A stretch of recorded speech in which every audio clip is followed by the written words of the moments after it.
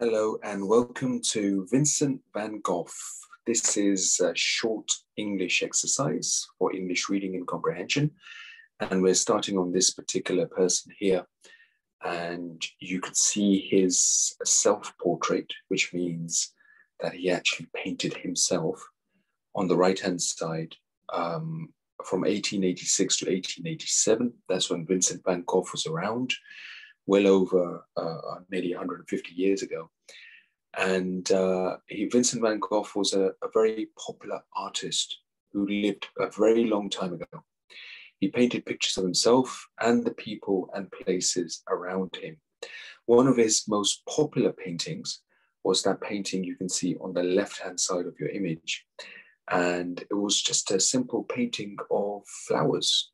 And he loved painting sunflowers.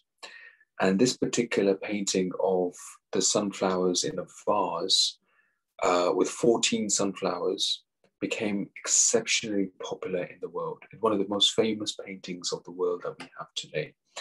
So do read through these small images with comprehension reading exercises, and you've got some questions to answer thereof. Good luck with these, and we'll follow these up in our next lesson. Thank you.